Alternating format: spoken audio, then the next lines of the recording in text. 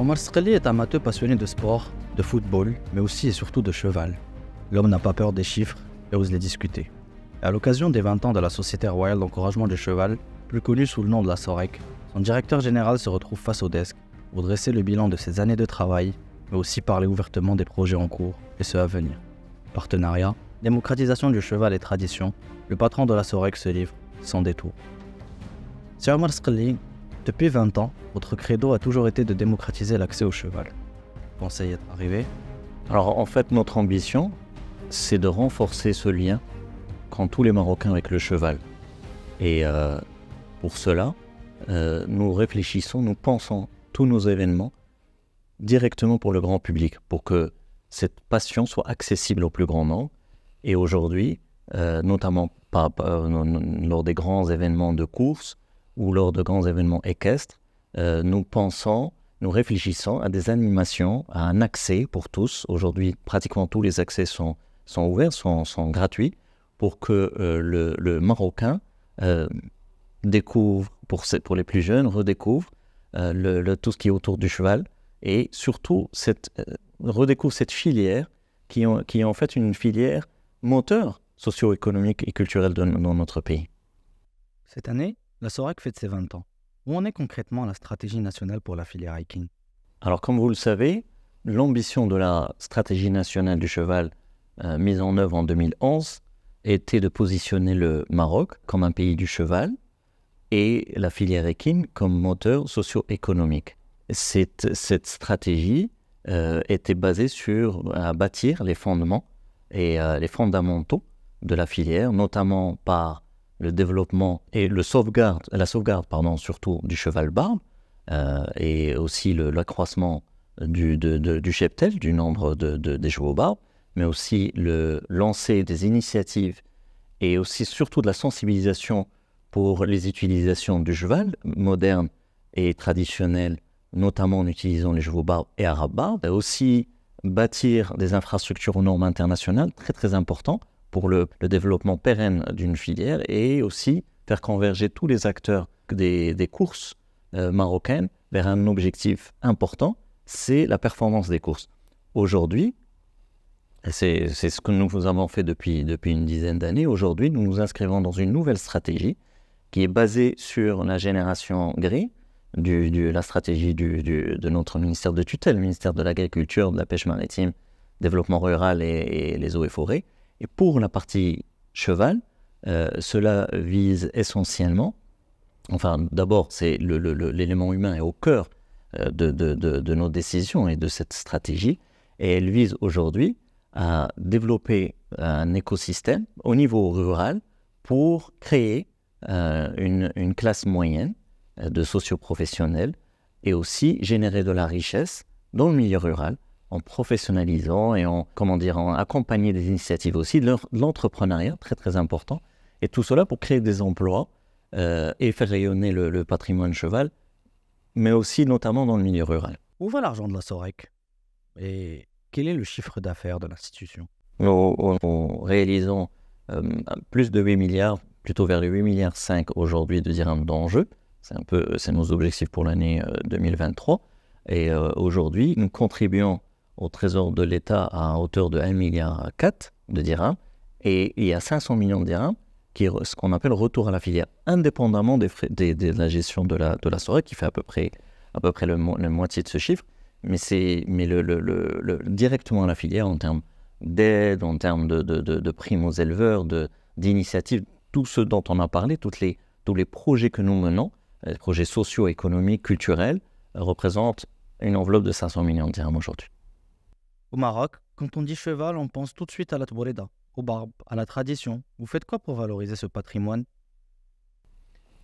Comme j'ai dit tout à l'heure, une grande partie de notre stratégie des 10 dernières années et nos stratégies futures tournent autour du barbe. Le barbe est un élément important.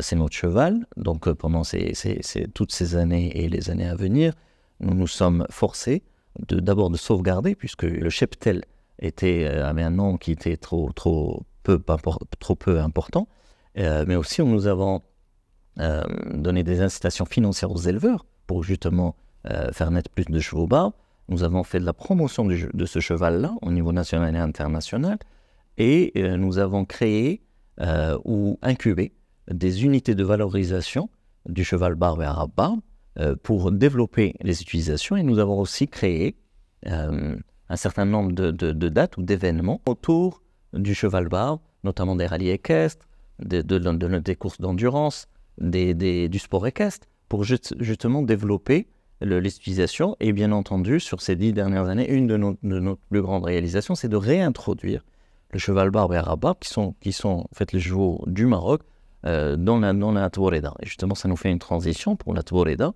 Comme vous le savez, les hautes instructions royales pour le patrimoine immatériel ont insufflé une dynamique incroyable autour du patrimoine immatériel culturel de notre royaume. Et c'est dans ce cadre-là, et suite à cette vision éclairée, que nous avons mené le projet d'inscription du patrimoine de la Tabourida dans le patrimoine immatériel culturel de l'UNESCO. Et aujourd'hui, c'est une fierté, c'est une réalisation importante pour toute la filière, tous les acteurs de la filière, mais également un devoir aujourd'hui pour encore plus sauvegarder et pour développer cet héritage civilisationnel unique au monde. Nous sommes aujourd'hui le seul pays qui a la Tabourida telle qu'elle est aujourd'hui, et aussi magnifique comme on peut le voir soit dans les moussem, soit dans les concours au Salon du Cheval, au Trophée Hassan II. Quand on dit Sorek, on pense aussi aux courses et aux jeux épiques. Comment évolue ce secteur?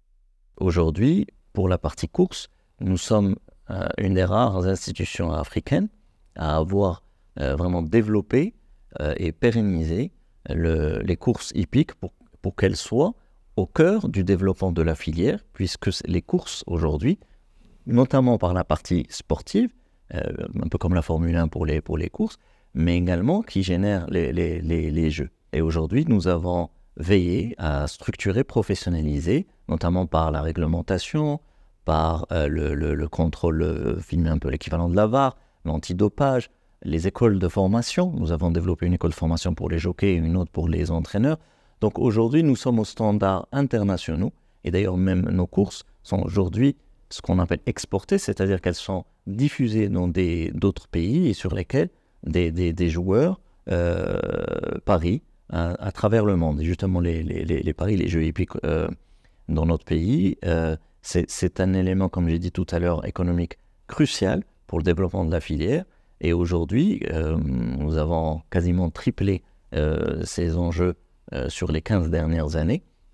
Et aujourd'hui, nous avons des ambitions au Maroc, mais également à l'international, pour d'un côté exporter ou développer nos courses au niveau international, mais également pour pouvoir faire en sorte que notamment dans les pays d'Afrique, faire en sorte de travailler ensemble pour le développement de ces jeux à travers, dans le cadre de l'association des loteries d'Afrique.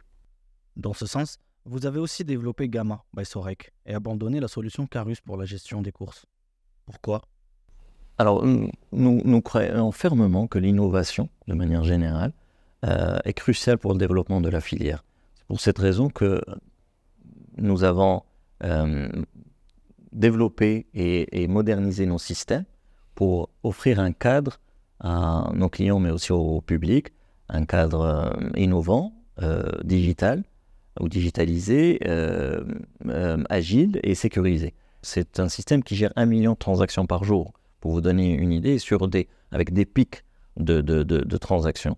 Donc il faut qu'il soit certes extrêmement solide et performant, mais aussi, c'est ce qui manquait dans le système Carus, agile. Au niveau international, aujourd'hui, il y a des intérêts, les gens sont intéressés par ce système, puisqu'il a montré sa performance. Et il faut savoir aussi, c'est un système qui fonctionne chez le 10e opérateur mondial de paris mutuels sur les jeux hippiques. Nous sommes 10e opérateur mondial, un opérateur qui fait, comme on a dit tout à l'heure, plus de 8 milliards par an et plus d'1 million de transactions par jour. La Cité du Cheval à Bouskoura, c'est pour bientôt? Alors, Inch'Allah, ça sera pour début 2024. C'est un magnifique projet qui, à la base, devait être un centre d'entraînement, le deuxième centre d'entraînement de course de chevaux de course au Maroc, après celui de Ouzneqa. Mais nous avons réfléchi avec notre ministère de tutelle, puisque nous sommes au cœur de la ville verte, de le transformer en vraiment cité du cheval. Donc ça sera en même temps un centre d'entraînement, mais aussi un club équestre, il y aura une clinique vétérinaire, et nous offrirons également d'autres activités, des fois autour du cheval, des fois pas autour du cheval, pour justement offrir une expérience globale à peut-être tous les Casablancais, mais pourquoi pas au-delà. Et justement, on check plusieurs points dont on a parlé tout à l'heure, en termes d'infrastructure, on a parlé d'infrastructure, on a parlé d'accès ou de démocratisation du cheval, on a parlé de développer les utilisations. Donc c'est vraiment un projet qui englobe exactement toutes ces composantes. Pour ce qui est des relations avec les propriétaires des chevaux de course, comment aujourd'hui vous arrivez à décrire ces relations-là? Alors c'est un sujet très important, puisque ce sont d'abord des compétiteurs. Nous parlons de sport, donc comme vous le savez, aucun compétiteur n'aime perdre, tout le monde voudrait gagner. Très bien. Nous avons la chance d'avoir un modèle qui permet à la SOREC d'être le régulateur. Mais bien entendu, un régulateur, on va lui demander toujours plus. Et c'est normal. Et aujourd'hui, nous avons une représentativité de la profession. Et avec cette représentativité, c'est ce qu'on va appeler société civile, les associations d'éleveurs et de propriétaires.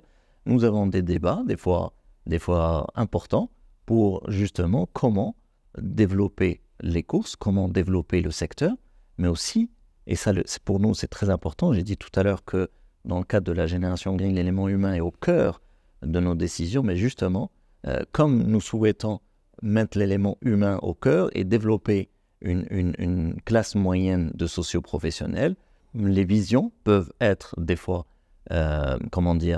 divergentes, mais le débat est très important et le débat est toujours,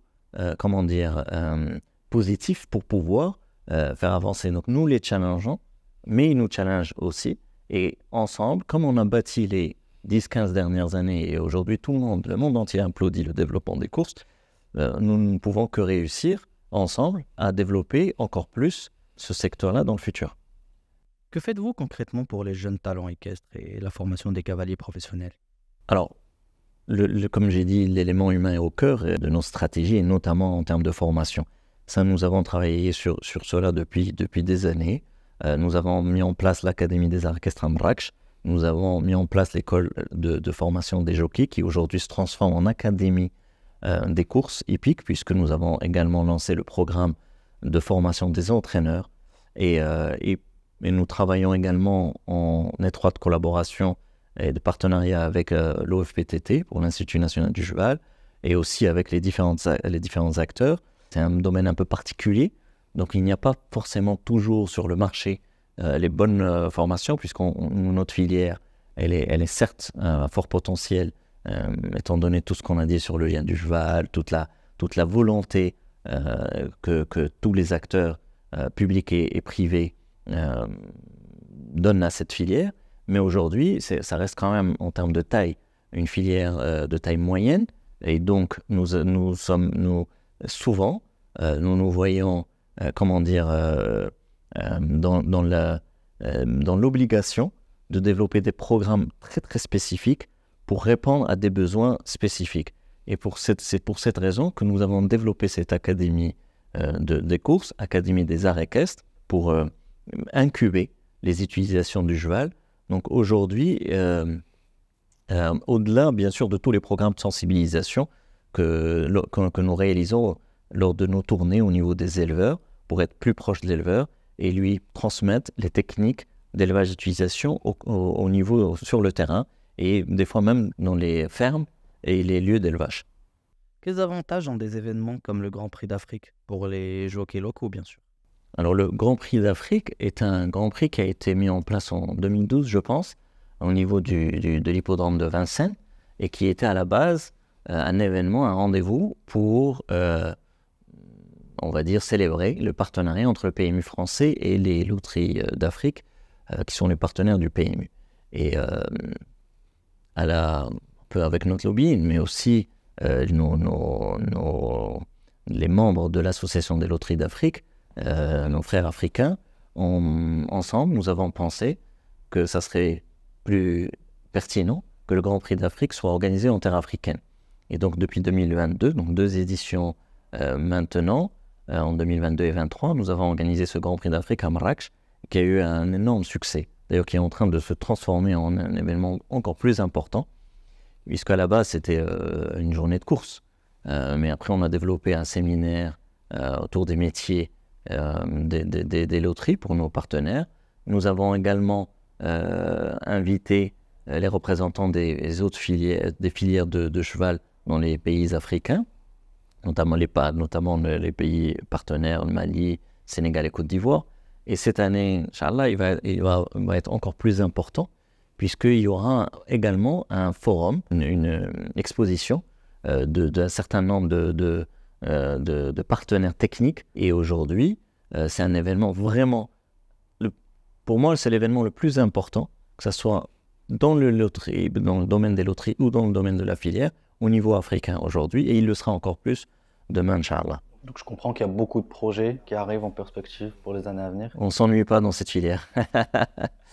Merci de nous avoir accueillis, c'est Omar, et j'espère qu'on vous verra très très bientôt. Merci à vous.